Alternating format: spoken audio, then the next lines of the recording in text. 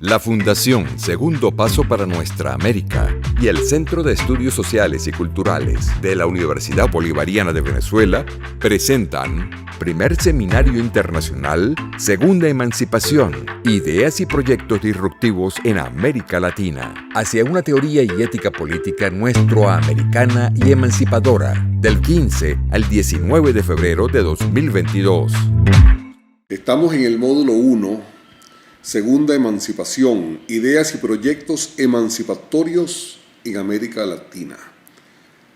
La clase de hoy son los procesos revolucionarios en América Latina durante el siglo XX. Acá es importante entender la huella que tiene la doctrina bolivariana y la doctrina Monroe. El siglo XX es un siglo de hervidero de revoluciones en América Latina. Por una parte está esta segunda emancipación, pero por otra parte está la voracidad, la sed insaciable de riqueza de Estados Unidos.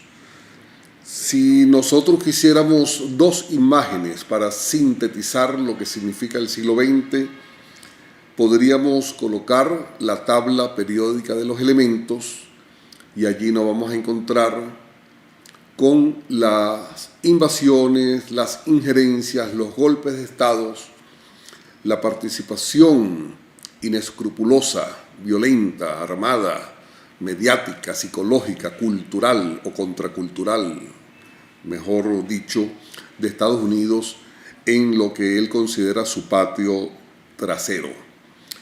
Si nosotros quisiéramos utilizar esta tabla periódica con fines didácticos, nosotros podríamos colocarla y con algunas flechas, por ejemplo, donde está LI, que es el litio, ir con una flecha y ponemos el mapa de América Latina cerca y esta flechita del litio lo llevamos directamente a Bolivia y vemos la cantidad de golpes de Estado, la cantidad de injerencias, la cantidad de invasiones que ha tenido Estados Unidos en este país por el litio.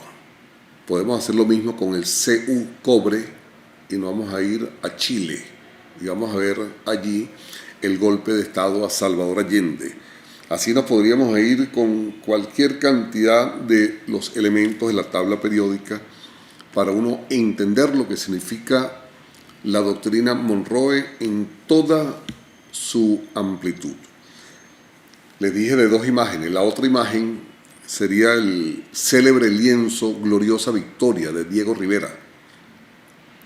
Yo creo que en estas dos imágenes, tanto la tabla periódica de los elementos como la Gloriosa Victoria, nosotros podríamos sintetizar lo que significa las políticas injerencistas de Estados Unidos, pero también la defensa, la resistencia de los pueblos de la Abya Yala, que es como se le conocía a este continente antes de la llegada de los españoles, de los franceses, de los ingleses, de los holandeses, de los daneses, de los portugueses. Hay varias revoluciones en el siglo XX y podríamos decir que el siglo se inicia con la activación de las milicias en Venezuela, organizadas por el presidente Cipriano Castro, ante el bombardeo a las costas venezolanas, ante el bloqueo naval, particularmente de Alemania y de Inglaterra. Esto ocurrió en 1902 y 1903. Cipriano Castro resulta un presidente incómodo para Estados Unidos. Va a ser un presidente al cual se le va a desatar una guerra mediática, una guerra a nivel de caricaturas, donde lo van a ridiculizar. Esto va a ser a nivel mundial, organizado por Estados Unidos, y no le perdonan algunas medidas que tomó Cipriano Castro para la consolidación, para los procesos libertarios, para la verdadera emancipación en Venezuela. Cipriano Castro intenta, junto con otros líderes latinoamericanos, volver a la República de Colombia, la misma que creara Simón Bolívar en Angostura el 17 de diciembre de 1819. Entonces él, con Rafael Uribe Uribe, un líder neogranadino muy importante en la Guerra de los 1000 días, también con Eloy Alfaro, presidente del Ecuador, también con Zelaya, presidente de Nicaragua, con líderes importantes en Panamá. En el año de 1900, estos líderes intentan volver a la República de Colombia, la República de Colombia que creara Bolívar en Angostura. Para esa época Panamá pertenece a lo que hoy es Colombia, y como ustedes saben, en el año 1903, casi inmediatamente después del bloqueo naval a Venezuela, Teodoro Roosevelt va a arremeter una campaña de división geográfica, una campaña donde prácticamente pierde Colombia, Panamá, y donde Estados Unidos se va a hacer de ese istmo tan importante. En la década siguiente, es decir, la década de los años 10, de 1910 a 1919, se va a dar una revolución importantísima en México. El cineasta soviético Sergei Mikhailovich Eisenstein va a hacer la película sobre una película llamada Viva México, una película que, por cierto, quedó inconclusa. Es importante esto que está haciendo México, que podríamos sintetizar lo que ocurrió con México en las frases de Emiliano Zapata, que leo a continuación. El burgués, no conforme con poseer grandes tesoros de los que a nadie participa, en su insaciable avaricia, roba el producto de su trabajo al obrero y al peón. Despoja al indio de su pequeña propiedad y, no satisfecho aún, lo insulta y golpea, haciendo alarde del apoyo que le prestan los tribunales, porque el juez, única esperanza del débil, hállase también al servicio de la canalla. Yo creo que aquí hay todo un proceso epistémico, cultural, que nosotros tenemos que entender. Nosotros tenemos que entender, porque la explotación del hombre por el hombre, pero sobre todo ese triángulo de lo que es la injerencia de las potencias contra estos países, tiene mucho de racismo. Ellos insisten en la supremacía. Para ellos, los latinoamericanos, los que tenemos sangre indígena, sangre africana, y cuando hablamos africana nos referimos a sangre negra, porque obviamente el ser humano viene de África. Cuando se habla de afrodescendiente, hasta un holandés, el rubio más rubio de todos, es afrodescendiente, porque todos venimos del África. Nos estamos refiriendo al negro, a la negra, al ser humano de piel negra, de epidermis negra. Ahí la importancia del discurso de Angostura, donde Bolívar define en una ontología importantísima quiénes somos nosotros. No somos europeos ni americanos del norte, somos una mezcla de América y de África. Cuando habla de América se refiere a la Abya Yala. Otra revolución importante, otro movimiento de interés para entender a Latinoamérica, se da en Brasil. Tras el fracaso de la Revolución Paulista de julio de 1924, al mes siguiente los sobrevivientes se refugiaron en el oeste del Paraná. Allí se reúnen con el capitán de ejército Luis Carlos Prestes.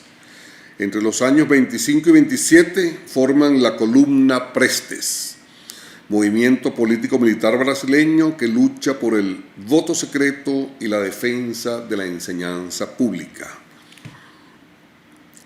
Inmediatamente, en el año 1928, en Venezuela hay un movimiento importante llamado la Generación del 28, donde este es un movimiento netamente estudiantil, donde la mayoría de estos estudiantes van a estar presos. Está el gobierno dictatorial de Juan Vicente Gómez, que le da un golpe de Estado a Cipriano Castro, de quien comenzamos hablando, y hablando de Cipriano Castro, porque aquí vamos y venimos en la historia, es importante que nosotros entendamos y concienciemos lo que dice Cipriano Castro el 9 de diciembre de 1902 a raíz de los bombardeos europeos a nuestras costas. Venezolanos, la planta insolente del extranjero ha profanado el sagrado suelo de la patria.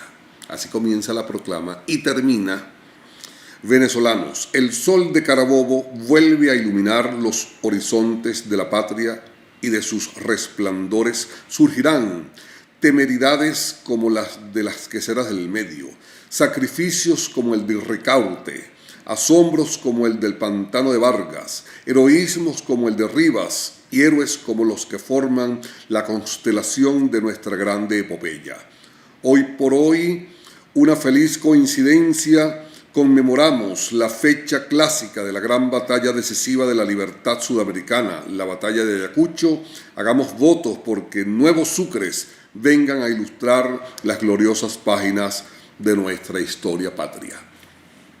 Obviamente, Juan Vicente Gómez, un dictador entreguista de todos nuestros recursos a los estadounidenses, le dan el golpe de Estado a Cipriano Castro.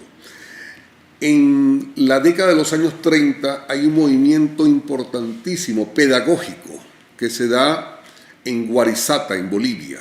Y estamos hablando de la escuela Ayllu de Guarizata, un movimiento indigenal importantísimo porque hay dos personajes de interés nuestroamericano. Uno es un indígena aymara llamado Avelino Siñani y el otro es un marxista blanco boliviano, ambos llamado Elizardo Pérez. Ellos van a crear una escuela siguiendo los preceptos de Simón Rodríguez, una escuela donde hay aulas donde se aprende en una pizarra, pero también hay fábricas donde se aprende haciendo, pero también hay haciendas donde se aprende sembrando. Es decir, aula, taller y sembradío. Ese triángulo para la educación socioproductiva va a ser de una trascendencia importante.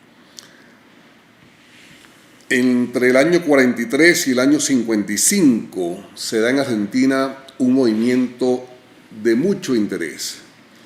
En 1949, 2 años después de ser sancionada la ley de voto femenino, el peronismo se organizó también en el Partido Peronista Femenino, fundado por Eva Perón e integrado por mujeres, que fue disuelto por la dictadura cívico-militar instalada en el año 55, que como ustedes saben, aviones norteamericanos bombardean Buenos Aires.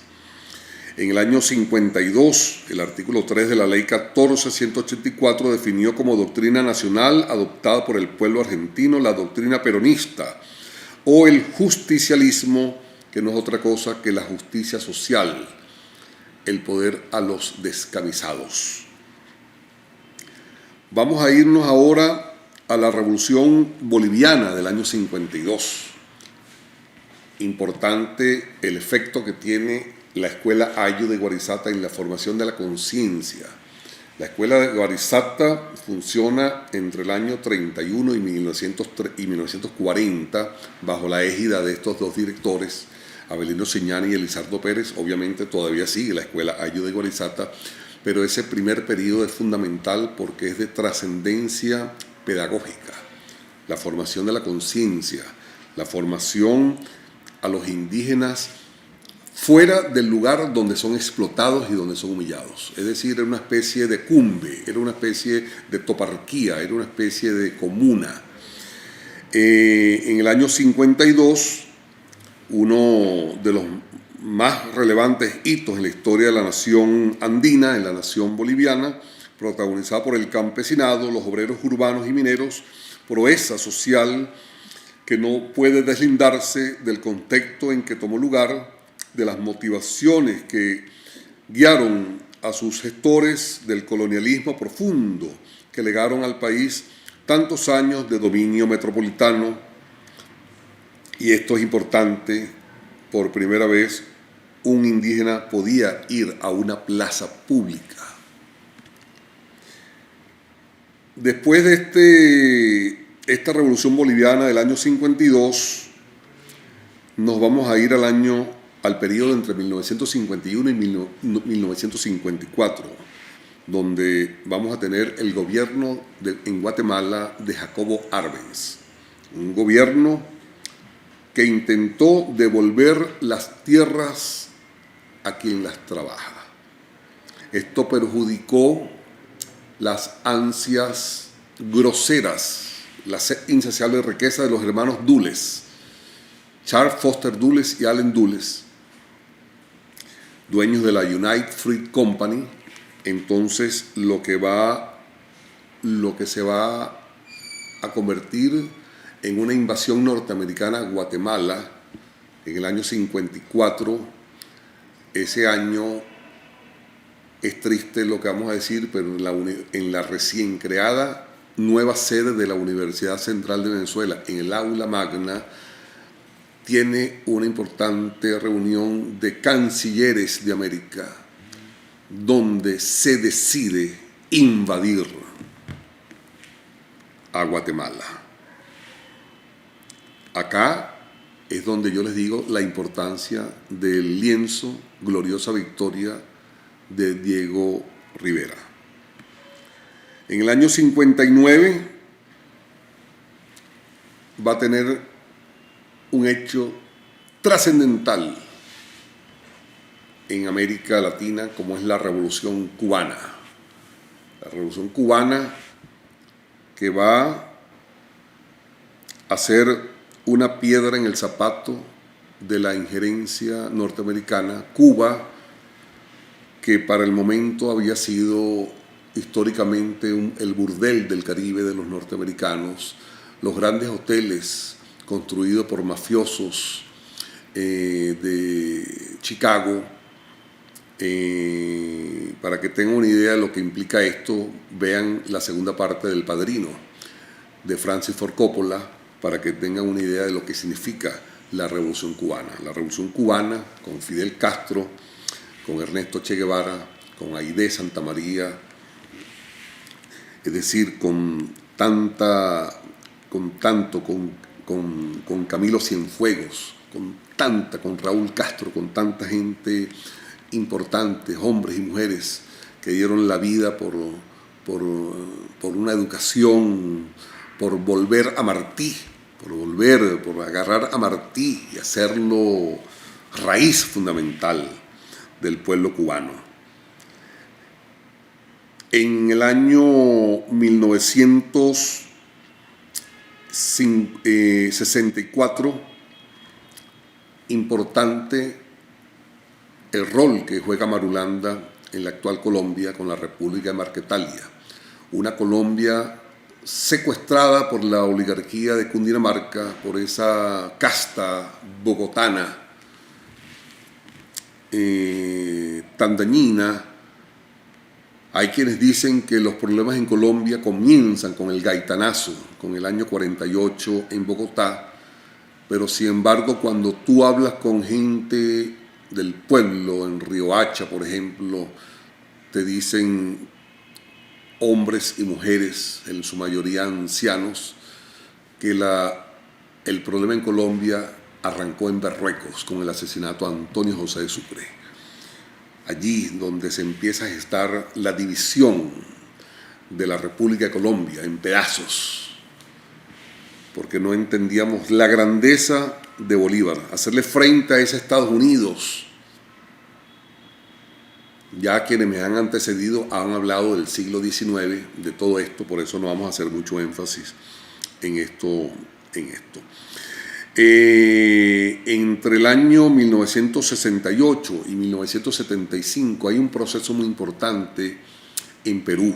Estamos hablando de la primera fase del gobierno revolucionario de las Fuerzas Armadas del Perú, con Velasco Alvarado, donde hay una reforma agraria importante, donde se crean importantes movimientos comunales para la protección del pueblo, educación, y este va a ser un gobierno de sumo interés, un gobierno, por cierto, muy atacado por algunos sectores intelectuales que podríamos decir pseudoizquierdista, como Aníbal Quijano, así como Lander ha criticado la revolución venezolana, la revolución bolivariana, o esta Silvia Rivero Cusicanqui critica y apoyó el golpe de Estado contra Evo Morales Jaima.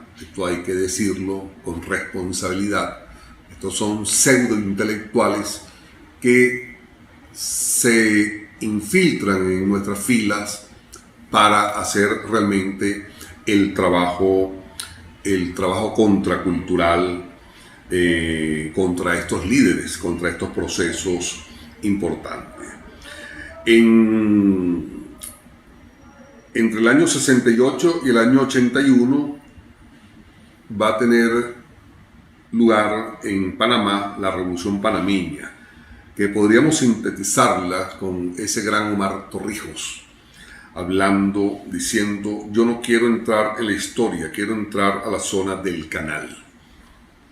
Importantísimo este aporte de la Revolución Panameña a todos los procesos de transformación que tienen que darse en América Latina. En el año 65 tiene lugar también en República Dominicana la Revolución de Abril, liderada por Juan Bosch, ese gran intelectual y militante dominicano, y la posterior invasión norteamericana a Dominicana,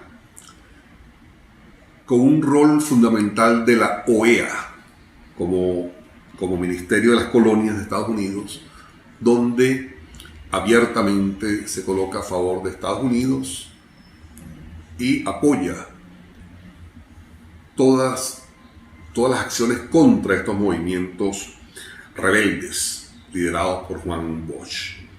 Años 70 al 73, un candidato en Chile gana las elecciones, Salvador Allende. Inmediatamente nacionaliza el cobre, nacionaliza los bancos y se desata contra él una guerra mediática, una guerra económica. Empiezan a esconderle los alimentos, empieza el desabastecimiento, la especulación, y en el año 73 le dan el golpe de Estado. Entre el año 79 y 1983, en la isla Granada hay un movimiento importante, el New Jewel, comandado por Maurice Bishop, donde también va a ser abortado por Estados Unidos. En el año 79 triunfa la revolución sandinista en Nicaragua. En el año 1985 se funda en Brasil un movimiento de trascendencia axiológica, cultural, el Movimento dos Trabalhadores Rurais Sem Terra, el movimiento sin tierra, movimiento de gran repercusión a nivel latinoamericano, y vamos a terminar el siglo XX con la revolución bolivariana, en la que un movimiento cívico-militar. Hugo Rafael Chávez Frías por un lado, Cleber Ramírez Rojas por otro, en la parte civil. Empiezan a formar desde adentro en las Fuerzas Armadas, como se llamaban en esa época en plural, empiezan a formar en la conciencia bolivariana y crean el árbol de las tres raíces: Simón Rodríguez, Simón Bolívar y Ezequiel Zamora. De esta manera hemos terminado esta clase. Los invito a que vean el cortometraje que a continuación vamos a proyectar. Se trata de quién es el culpable, para que nosotros podamos entender con una mejor claridad lo que significa la injerencia norteamericana, no solamente en el siglo XX, sino desde su historia hasta el presente. Muchas gracias.